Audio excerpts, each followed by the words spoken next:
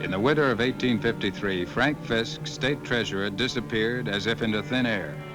With him, $50,000 in public funds also disappeared. Matt, you've got to do something about this. This is out-and-out libel.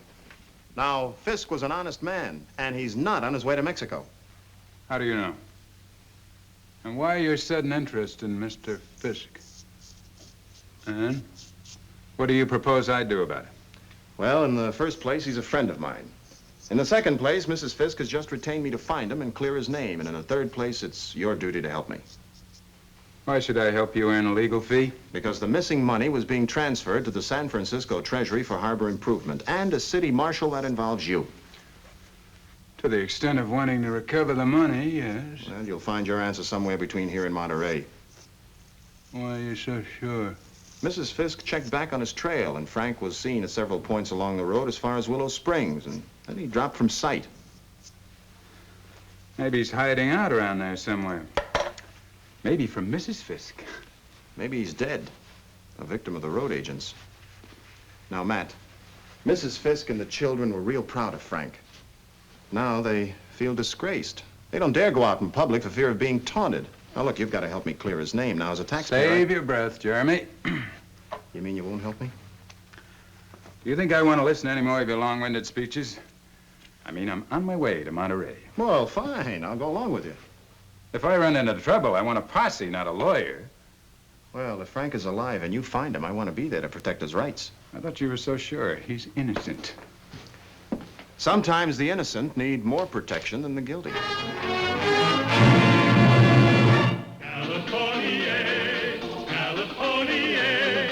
The Californians. California, I've come to live where life is best. In the Golden West, I'm gonna strike it rich in California. California.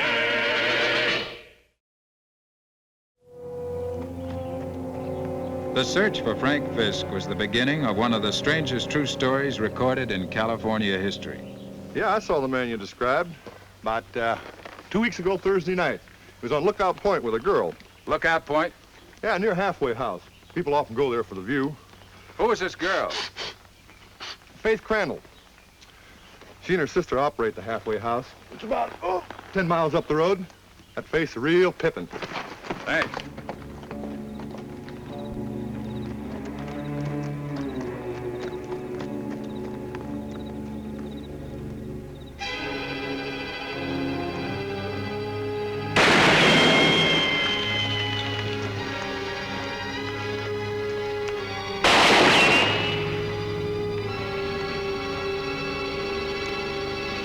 Look at him? No, not good enough. Well, aren't you going to go after him? Hey, you're being awfully brave for me. No, I'm not going after him. My hunch is that he doesn't want us to go to Halfway House. But we're going there anyway.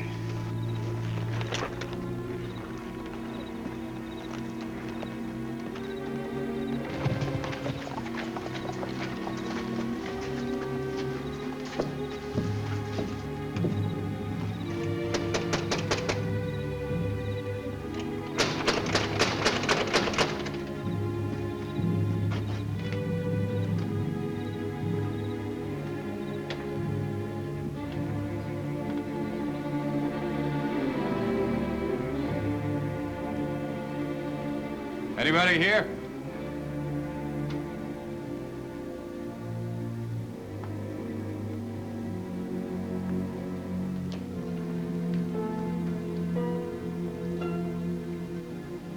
Hey, Matt, let's get out of here. Don't tell me a human being made that sound.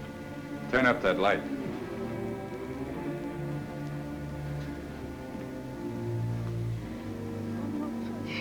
Please don't hurt me anymore. Nobody's going to hurt you. Who are you? Patience Crandall. What happened, Miss Crandall?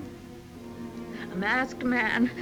He was wounded and he made me bandage his arm and then he hit me and he took my money.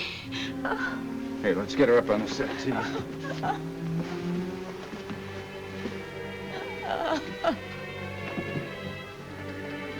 You think it was the same man that shot at us? You must have hit him. He could have gotten here cross country a lot faster than we did by taking the road. Faith? Faith! That man took my sister with him. I remember hearing her scream just before he hit me. Oh, please, please go after him. Please go after him.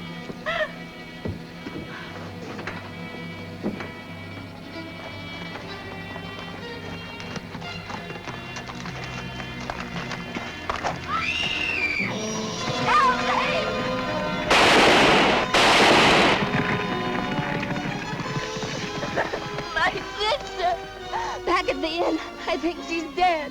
Oh, she's all right. We've just been there. But that man... Faith. Oh, Faith, darling. She'll be all right. Let's get you down by the fire. Did he hurt you, Patience? I was scared, mostly. What did he look like? Can you, describe this man? He was tall. Sort of... about the same size as him. Oh? And he's just about the same size as a man who took some shots at us before we came up here.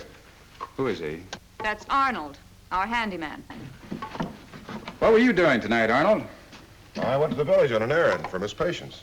Oh, on the way, did you stop off and take some pot shots at us? Now, we need all the business we can get. Now, why would I shoot at a customer? Arnold's been very loyal to us. He's gone without his pay for months. Ever since the stage route changed, we've been hard put to make both ends meet. And yet you had a Mr. Fisk as a guest here 2 weeks ago, didn't you? We had a guest, but he kept to himself. I didn't get his name. It wasn't Fisk. His name was Crawford. You sure? I registered him. I should know. Well, now, that's very strange, because a rancher said he saw a man of Fisk's description with you 2 weeks ago, Thursday night, on Lookout Point. That's not true. Faith is seldom out of my sight. She'd never think of going to a place like that at night with a man. Would you, Faith? Of course not. I never left my room Thursday night. Why, if she ever did anything like that, if I ever found out about it, I'd... Say it. You'd kill me. And she would, too. She hates me. She's jealous of me because I'm younger than she is, because I'm pretty, and she'd like me dead. Oh, now, Faith, you know I don't hate you.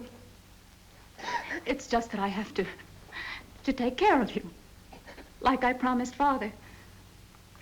I'm sorry if I spoke harshly, darling. I'm sorry, too, Patience. Go to your room, darling.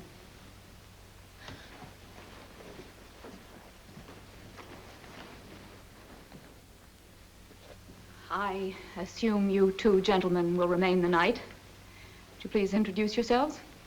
I'm Matthew Wayne, City Marshal of San Francisco. This is Jeremy Pitt, Attorney at Law. Would you please register?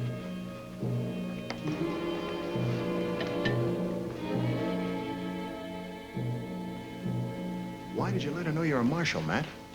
Because if that attack on Patience and the kidnapping of Faith was staged for our benefit, it means they knew who I was anyway. And if they didn't, there's no harm in telling them. Well, you saw the register. Was Frank Fisk's name in it? No. That register could have been doctored. Besides, there might be another register. What makes you think that? If I ever saw a guilty look, it was on Faith's face. When I mentioned Fisk's name, I think this place was the end of the trail for him. Well, you know, the rancher could have been mistaken about seeing him and Faith together that night. He might have been mistaken about seeing Mr. Fisk, but never about seeing Miss Faith. That's right. Why do you suppose she lied about being at Lookout Point? Because she was with a man. Did you ever see anybody so scared of her sister? So am I. I'm scared of everything about this place. You have good reason to be. I think the last man to occupy this room was murdered. Who, Fisk? A man named Donald Hobart. This letter instructs him to be in San Francisco on the 18th. That's tomorrow. To get there on time, he'd have to leave by this morning. Well, how do you know he didn't? Would a man leave his jacket behind in cold weather like this? No, he wouldn't.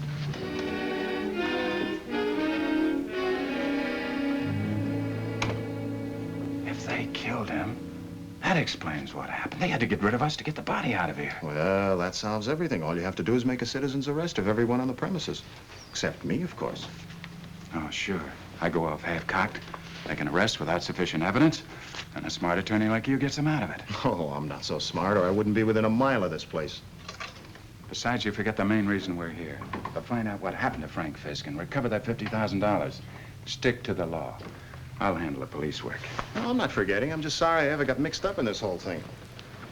What are you going to do now, Matt? Just wait and see what happens. Meantime, we better take turns in sleeping. Well, I'm a taxpayer. I think I'll go first. I feel like I could sleep for a whole week.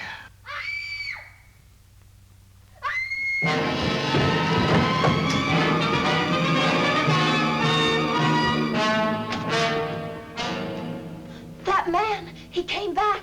I saw his face at the window. Please go after him. Now, young lady, we've fallen for that bait once already tonight.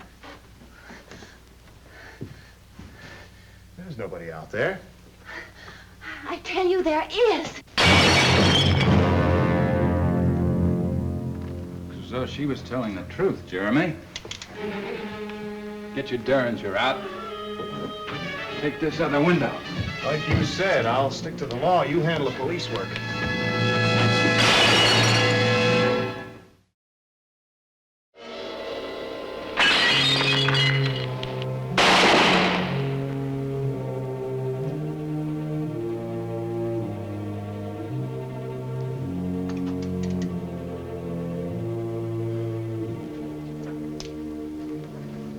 Like shooting at a shadow. Who would want to kill you, Miss Crandall? I don't know. I'm afraid, Marshal. Who isn't? What makes you think I'm a marshal? My sister told me When did you last see your sister? when she came in to say goodnight. Have you had a guest here at Halfway House earlier this evening? I don't think so. We found the jacket in our room. Hey, Matt, the jacket.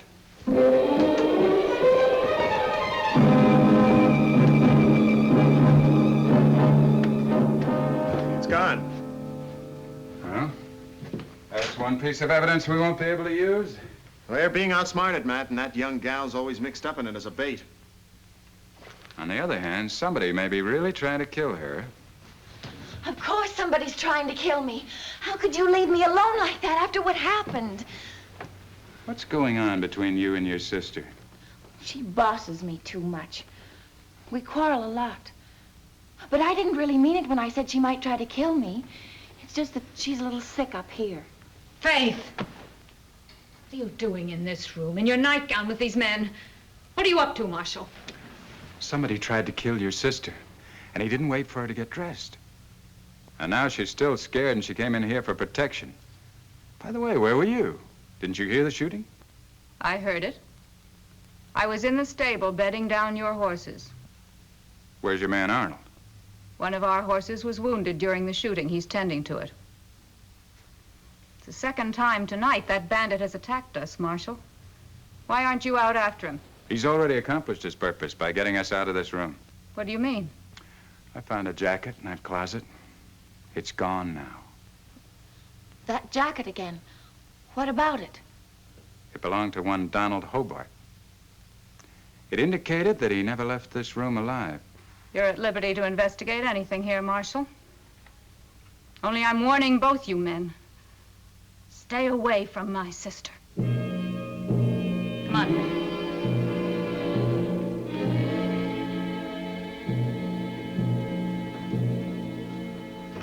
That's a pretty girl I don't want to have anything to do with. I don't blame you. Apparently, the last two men who did are dead. Look, I don't want to be number 3. You've got to get me out of here while I'm still young and healthy. What? I thought you were retained to clear Frank Fisk's good name. I was, but I can do a much better job if you escort me to a safer place.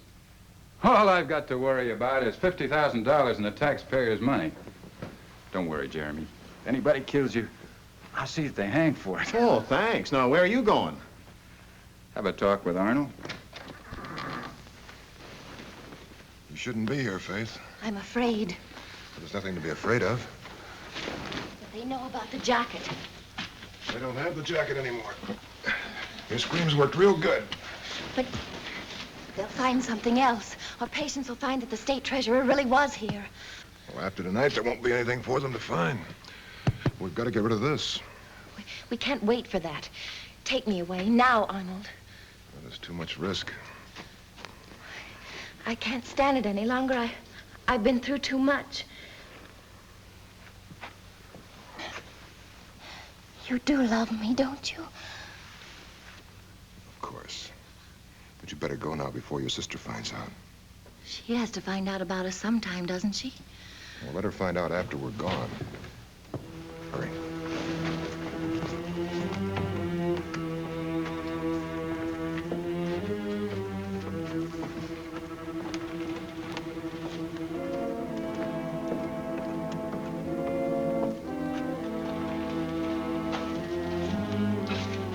How's the horse?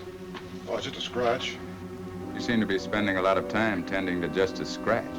I like this horse. You should. It's done a lot of work for you tonight. Tell me, did Faith go with you willingly, or did you kidnap her? What are you talking about? This looks like the same horse. Well, there's a lot of black horses.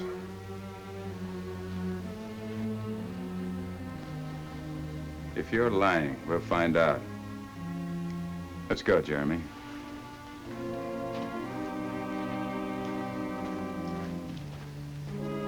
Hey, Matt, you let him off pretty easy. He might have talked.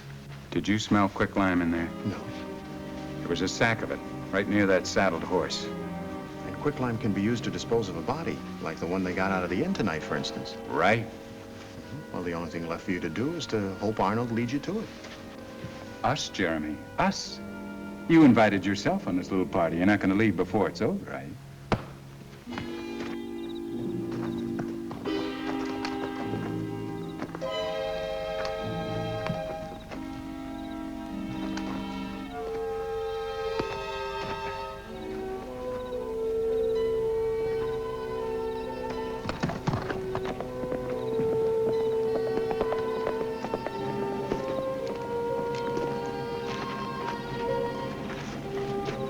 All right, Arnold.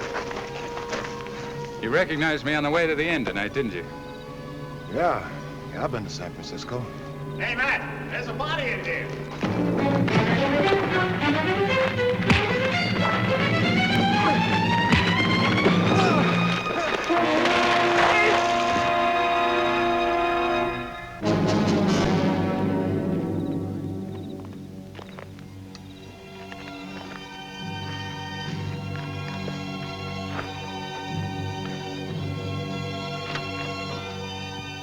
Search the rest of the rooms, Jeremy. There must be some evidence of Fisk's having been here.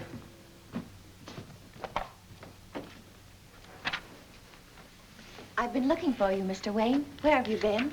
Oh, I couldn't sleep. I was restless, so I went for a walk in the moonlight. Up a mountain trail to a deserted mine tunnel. Oh? Yes, I found the body of a murdered man. Mr. Donald Hobart, your late guest. Oh, no. I have a feeling that Frank Fisk was killed the same way. What do you know about it? Nothing for certain, Marshal. But things have been going on, terrible things. Like that man last night, it was a nightmare. I don't know how I managed to get away. Mr. Wayne, you don't know what a blessed relief it was to see you standing there. Like a shield. That's all very interesting, but, And last night when the man came back, I thought I was going to be killed. I would have been killed, but there you were again. Marshal Wayne, can you save a girl's life twice in one night and not like her? A little bit? Miss Crandall, whether I like you or not, even a little bit, isn't very important right now. My sister has always kept me away from men, Mr. Wayne. She's insanely jealous. You're the first man that ever held me in his arms. Take me away, please. I might take you away at that. To jail. Now, why don't you quit play acting and answer a few questions? I'm not play acting, Mr. Wayne. My sister lied to you about us being poor. She has money, lots of it. And I know where it is. Where would your sister get a lot of money? I don't know, but I'll show you where it's hidden. Will you take me away with you? Oh, Patience, he was awful. He was worse than that other man. I was just being friendly, I and he... warned you, Marshal Wayne. Well, you should warn your sister. She's lying. He's lying, Patience. He grabbed me. He asked me to go to San Francisco with him. We're poor, Marshal, but we're not trash. I killed a man yesterday because he tried to take advantage of my sister. Now's your chance, counselor. Say something. Stop! You heard what she said about killing Donald Hobart, Marshal. Why don't you arrest her? Why are you so anxious for me to arrest your sister? Yes, Faith, why? I did it to defend you. Maybe you can tell me what happened, Miss Crandall. Hobart dragged her into his room. I killed him. I could have taken care of myself. But Patience hates it if a man so much as looks at me. Besides, she wasn't defending me. She was just jealous because Hobart liked me. That's not true. You were screaming. That was after you came in. She killed Donald Hobart for no reason, Marshal. When are you going to arrest her? What happened to Frank Fisk and the $50,000? Well, Fisk was here, Matt. Somebody's been keeping an extra register. I found it under Faith's mattress. Here, you'll see Fisk's name in it. I didn't do it. I swear I didn't, Patience. It must have been Arnold. Well, Arnold can't very well deny it. He's dead. Dead? You killed him? He fell out in the back trail near Lookout Point, where we found Hobart's body. Arnold dead. You and Arnold worked together to kill Frank Fisk. You did invite Mr. Fisk up to Lookout Point, didn't you? Is that true? He went up alone. I followed him. He wouldn't have anything to do with me. But I hung around until after that rancher got out of sight. And then I pushed him over the cliff. Why? Faith, why? I begged Arnold to take me away. He wouldn't do it unless I helped him get money. I wanted to leave after we robbed Fisk, but Arnold was greedy. Did you rob Hobart, too? I got him drunk. He woke up while I was going through his wallet. I threw my arms around him. I was kissing him when my puritanical sister walked in and killed an innocent man. All he had in his wallet was a $2 banknote.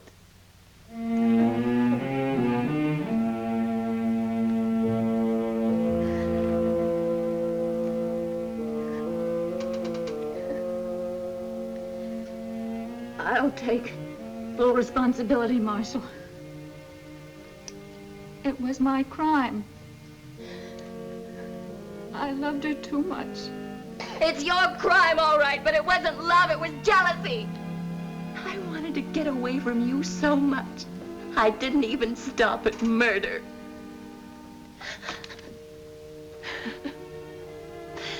Take me away, Marshal. At least I'm free of her now.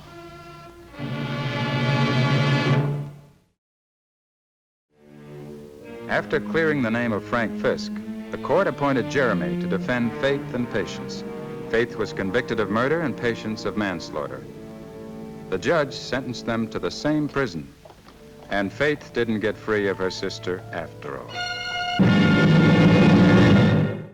California, oh, I've traveled here, I've traveled there, I guess I've been most everywhere, but I like where I am today, and here is where I'll stay.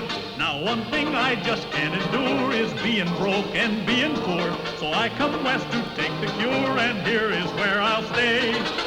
I've come to California, California, there's gold in them there hills in California. I've come to live where life is best, in the golden west, I'm gonna strike it rich in California.